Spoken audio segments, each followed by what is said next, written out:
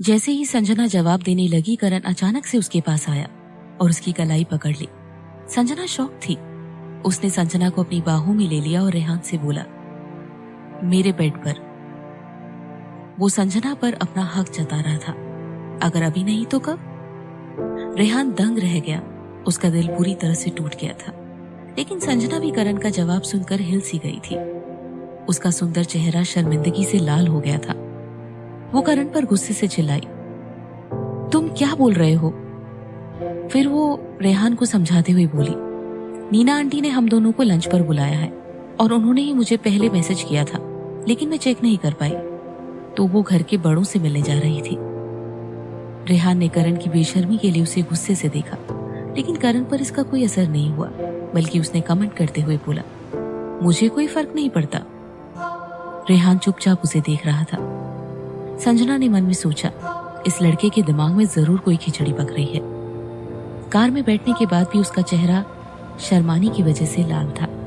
उसने करण को नाराजगी से देखते हुए कहा, क्या ये पॉसिबल है कि तुम भविष्य में फिर से ऐसा कुछ ना कहो?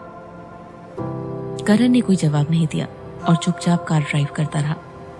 संजना ने सोचा था कि नीना ने किसी होटल या रेस्टोरेंट में उसे लंच के लिए बुलाया होगा, लेकिन करण उसे सीधा आर्मी कंपाउंड में बने ग्रोवर मेंशन में लेकर गया। वो बुरी तरह से घबरा गई। पहले उसने आर्मी कंपाउंड में नीना ग्रोवर से मिलने के लिए कई तरीके अपनाए थे, लेकिन फिर भी वो आर्मी कंपाउंड में घुस नहीं पाई थी। आज करण उसे बिना बताए सीधा यहाँ लेकर आया है। इतना ही नहीं, वो आज उनकी होने वाली बहू की हैसियत से उनसे मिलने जा रही है। संजना उसके सामने जाने के लिए मानसिक रूप से तैयार नहीं थी, इसीलिए वो सर से पांव तक घबराहट से कांप रही थी। आर्मी कंपाउंड में घुसने के बाद उनको ग्रोवर मेंशन पहुंचने में ज्यादा वक्त नहीं लगा। उनका घर चारों तरफ से सिक्योरिटी गार्ड से घिरा हुआ था। ज्यादातर आर्मी ऑफिसर वहीं रहते थे। यहाँ का वातावरण बहुत हरा भरा और शांत था। आसपास के घर डबल स्टोरी वाले मेंशन थे, जो बाहर से बिल्कुल साधारण दिख रहे थे, लेकिन अंदर से बहुत शानदार सजावट वाले थे। ग्रोवर मेंशन के गार्डन में बहुत सारे फूलों के पौधे और पेड़ लगे हुए थे और उनका गार्डन बहुत ही सुंदर था। संजना की घबराहट बढ़ती जा रही थी।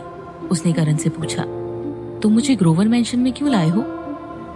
वैसे तो उसे शादी की बात करने के लिए करण के पेरेंट्स से मिलना ही था, लेकिन उसके लिए वक्त और दिन तय होता है, जिससे वो खुद को मानसिक रूप से तैयार भी कर लेती और उनके लिए कुछ तोहफे भी लेकर आती। करण ने बेरुखी से पूछा, शादी से पहले मेरे पेरेंट्स से मिलने में तुम्हें कोई प्रॉब्लम है क्या? संजना ने अपने सर पर हाथ रख के बोला, मैंने ये कब कहा कि कोई प्रॉब्लम है, लेकिन मुझे तुम्हें यहाँ लाने से पहले बता देना चाहिए था ना। करण ने कहा, इसमें बताने वाली क्या बात है, हम बस साथ में खाना खाने आए हैं। संजना ने तीखी आवाज में कहा, भले ही हमारी शादी एक समझौता है और मुझे इससे कोई फर्क नहीं पड़ता कि मैं तुम्हारे पेरेंट्स से कैसे मिलती हूँ, लेकिन फिर भी तुम्हें मुझे पहले बताना चाहिए था। अगर मुझे पता होता तो मैं... इससे पहले कि संजना अपनी बात खत्म कर पाती, उसे एक आवाज सुनाई दी, दीदी। सनी तेजी से आकर संजना से लिपट गया। संजना ने भी उसे प्यार से गले लगाया और बोली, सनी। सनी ने पूछा, क्या आप मुझसे मिलने आई हैं? आपने मुझे मिस किया दीदी? संजना बोली, मैंने आपको बहुत मिस किया। सनी बोला, मैंने भी आपको बहुत मिस किया, इतना ज्यादा मिस किया कि मेरी जान पर बनाई थी। सनी की बातें सुनकर करण का चेहरा गुस्से से लाल हो गया, लेकिन वो कुछ नहीं बोला। उसे सबसे ज्यादा इस बात का बुरा लग रहा था कि थोड़ी देर पहले संजना उसे गुस्से से लड़ रही थी और सनी को देखते ही उसका सारा गुस्सा प्यार में बदल गया। सनी के पीछे किटी भी बाहर आ गई। वो संजना को पहचान कर उसके पांव के चारों तरफ गोल गोल घूमने लगी, जैसे वो संजना की गोद में आना चाहती हो। संजना ने सनी के बाद किटी को गोद में उठा लिया। Hello little kitty. संजना को सनी और किटी पर प्यार लुटाता देखकर करण और चिढ़ गया और मन में बोला, इसको अब इस बदबूदार किटी से भी प्यार है। अरे वाह, लगता है किटी पहले से मोटी हो गई है, संजना ने उसको सहलाते हुए कहा। किटी पहले से थोड़ी बड़ी भी दिख रही थी और बहुत प्यारी भी।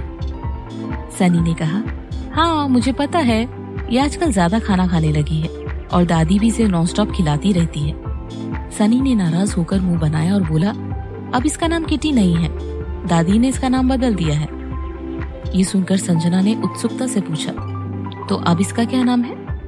स्नोबॉल। कितना अजीब है, सनी मुंह बनाकर बोला।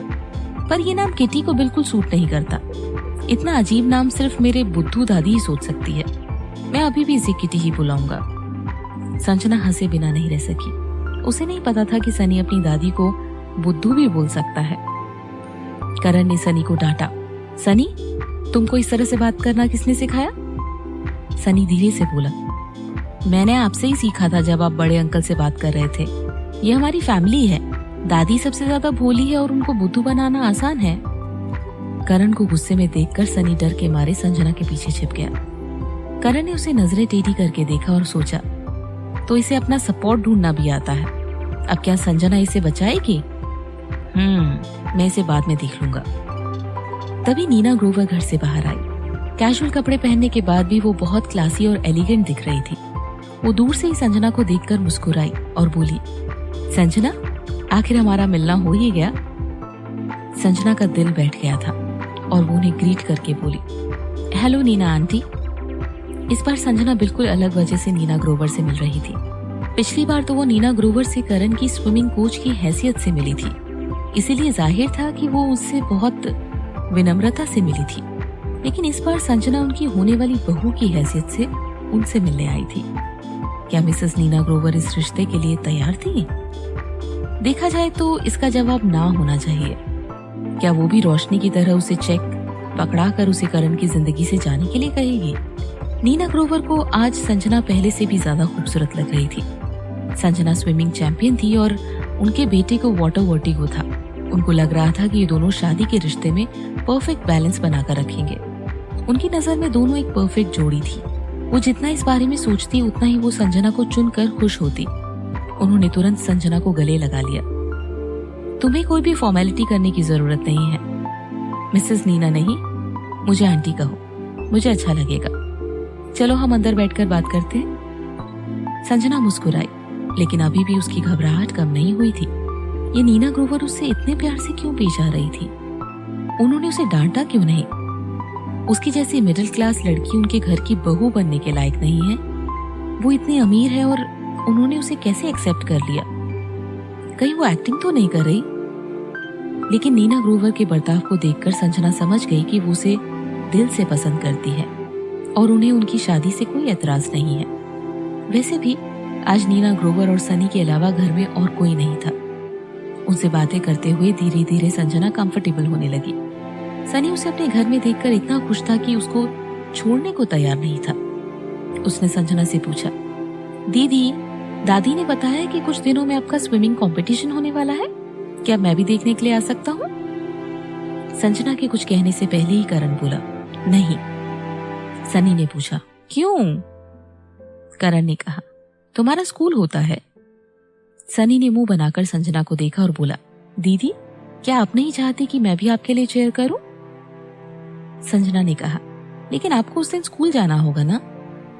सनी बोला, वैसे मैं उस दिन पेट दर्द का बहाना बनाकर छुट्टी कर सकता हूँ। उसने बहाना पहले ही सोच लिया था। संजना समझ नहीं पा रही थी कि सनी की बात पर रोए यहाँ से। उसने करण को इशारा किया जो उसे घूर रहा था। ऐसा लग रहा था जैसे वो आंखों से चेतावनी दे रहा हो कि अगर वो इसके लिए राजी हुई तो अच्छा नहीं होगा। वैसे भी बिना वजह स्कूल से छुट्टी करना अच्छी बात नहीं होती है। उसने थोड़ा सोच कर कहा, भविष्य में मेरे बहुत सारे कंपटीशन होंगे। अगर तुम इस बार नहीं आ सकते तो कोई बात नहीं, अगली बार मुझे चेयर करने आना, ठीक है? सनी ने थोड़ा हिचकिचाकर हाँ कर दी। उसने संजना का हाथ पकड़कर कहा, दीदी मुझसे सबसे ज्यादा प्यार करती है। संजना ने हंसते हुए कहा, बिल्कुल।